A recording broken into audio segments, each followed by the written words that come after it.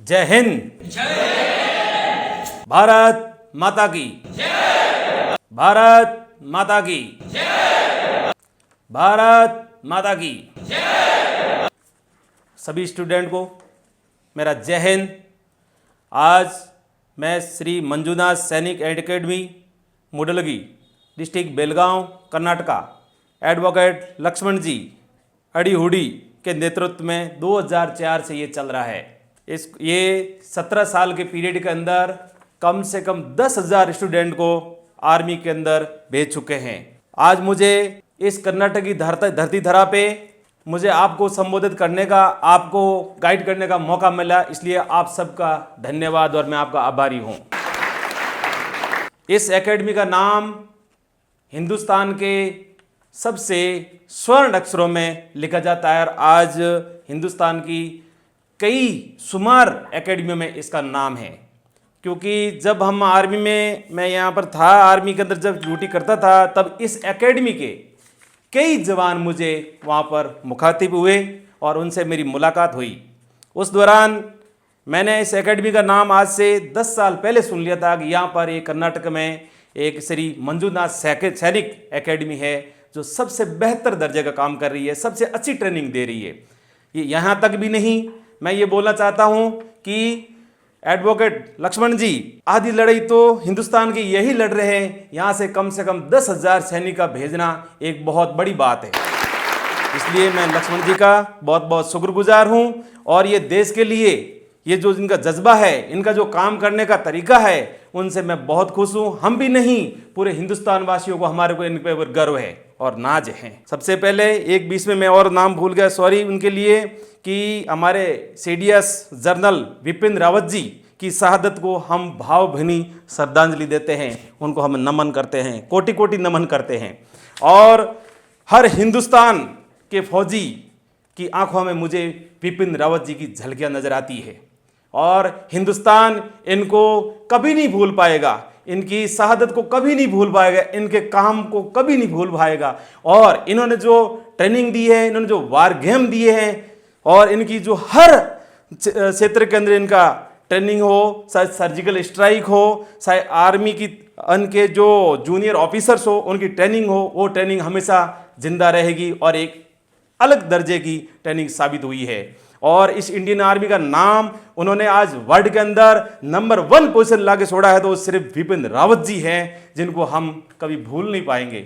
लेकिन मंजूरे ऊपर वाले को होता है, जो कि हमारी क्षति हुई है, उनके लिए हम बहुत बहुत उनका आभार। रही बात, और मैं मेरे लिए आपको एक छोटा सा परिचय देना चाहता हूँ। मैं KR ढाका, राजस्थान, बाड़मेर, और मैं 1994 को अंदर मैं आर्मी के अंदर मैंने ज्वाइनिंग की है, जो कि मेरा अहमदनगर ट्रेनिंग सेंटर था, जो कि महाराष्ट्र के अंदर है। तो 1994 के अंदर बाद मैंने 2 साल की ट्रेनिंग मैंने अहमदनगर की। उसके बाद मेरी पोस्टिंग, सबसे पहली पोस्टिंग मेरी गंगानगर राजस्थान की है।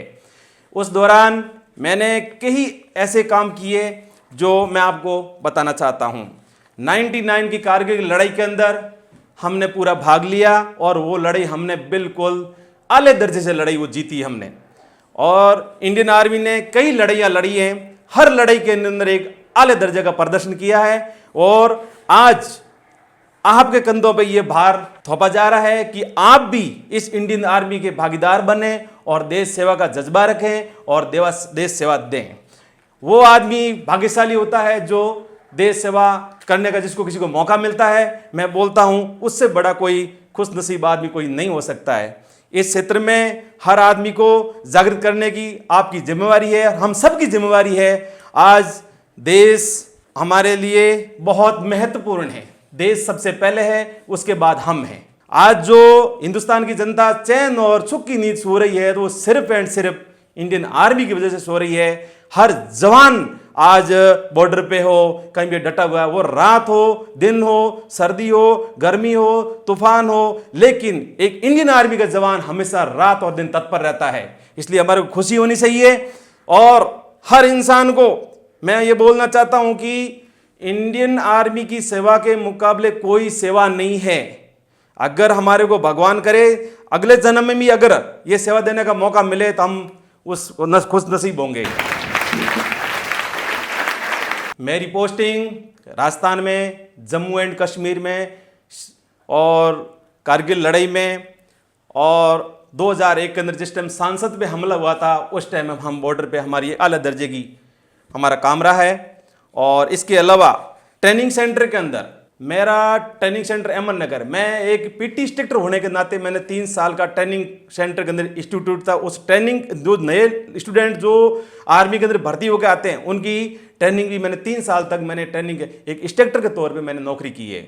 और सभी लोगों को मैंने एक अच्छे आले दर्जे की ट्रेनिंग देके उनको आगे भेजा है और वो आज कोई अच्छे ऑफिसर लाइन में है, कोई किसी लाइन में है। अभी हिंदुस्तान की इंडियन आर्मी के अंदर एक लड़कियों का भी आना बहुत ही सुनहरा अवसर बन गया है। और एक कई बटालियनें, सेना मिलिट्री फोर्स और आर्मी मेडिकल कोर, ये सब कई बटालियन जहाँ पर लड़कियों को भर्ती होने का सुनहरा मौका है। इसलिए सब ज़्यादा से ज़्यादा लड़कियों को उत्साहित करें, आर्मी के अंदर जाने का उत्साहित करें और इस ट्रेनिंग सेंटर की ज्वाइनिंग करें और आगे जाके अपना नाम, अपने गांव का नाम, अपने देश का नाम रोशन करें।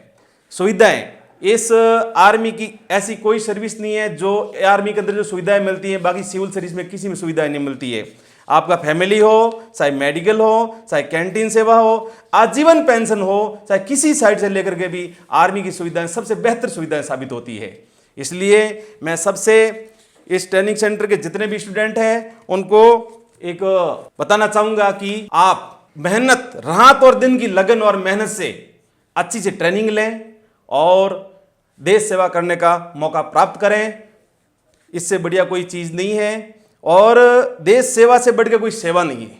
मैं दोबारा बोलना चाहता हूं कि अगर हम 100 जन्म भी लें तो भी ऐसी सेवा करने का मौका और कहीं नहीं मिल सकता है। इसलिए इस देश सेवा के लिए तत्पर रहें। और इसी के साथ मैं ट्रेनिंग सेंटर के जितने भी इंस्ट्रक्टर हैं उन सब का आभारी हूं और उनसे मुझे उम्मीद है कि यहाँ से कम हर साल 1000 कैडेट्स निकल के एक इंडियन आर्मी के लिए तैयार रहें और आप अपनी देश की सेवा इसी तरह करते रहें। धन्यवाद। जय हिंद, जय भारत। भारत माता की, भारत माता की, भारत माता की। ಕರ್ನಾಟಕದಲ್ಲಿ ಯಶಸ್ವಿಯಾಗಿ 17ನೇ ವರ್ಷದಲ್ಲಿ ಮುನ್ನಡೆಯುತ್ತಿರುವ ಸಂಸ್ಥೆಯಿಂದ ವುಮನ್ ಮಿಲಿಟರಿ ಪೊಲೀಸ್ ಹಾಗೂ ಮುಂದೆ ನಡೆಯುವ ಕೋಲಾರ, ಹಾವೇರಿ ಮತ್ತು ಬೀದರ್ ಆರ್ಮಿ ರ್ಯಾಲಿಗೆ ಕರ್ನಾಟಕದ ಅಭ್ಯರ್ಥಿಗಳಿಗೆ ಪೂರ್ವಭಾವಿಯಾಗಿ ದೈಹಿಕ ಹಾಗೂ ಲಿಖಿತ ಪರೀಕ್ಷೆಯ ತರಬೇತಿ ಕೊಡಲಾಗುವುದು. ಆರ್ಮಿ ಮತ್ತು ಪೊಲೀಸ್ ಹುದ್ದೆಗಳ ತರಬೇತಿಗೆ ಪ್ರವೇಶ ಪ್ರಾರಂಭವಾಗಿವೆ. ಹೆಚ್ಚಿನ ಮಾಹಿತಿಗಾಗಿ ಸಂಪರ್ಕಿಸಿ ಶ್ರೀ ಮಂಜುನಾಥ್ ಸೈನಿಕ ತರಬೇತಿ ಕೇಂದ್ರ, ಮೂಡಲಗಿ, ತಾಲೂಕು ಮೂಡಲಗಿ, ಜಿಲ್ಲೆ ಬೆಳಗಾವಿ, ರಾಜ್ಯ ಕರ್ನಾಟಕ. ಈಗಲೇ ನಮ್ಮ ಯೂಟ್ಯೂಬ್ ಚಾನಲನ್ನು ಸಬ್ಸ್ಕ್ರೈಬ್ ಮಾಡಿ ಆರ್ಮಿ, ಪೊಲೀಸ್ ಹಾಗೂ ಡಿಫೆನ್ಸ್ ಫೋರ್ಸ್ಗಳ ಮಾಹಿತಿಯನ್ನು ಕನ್ನಡದಲ್ಲಿ ಸಂಪೂರ್ಣವಾಗಿ ತಿಳಿದುಕೊಳ್ಳಿ.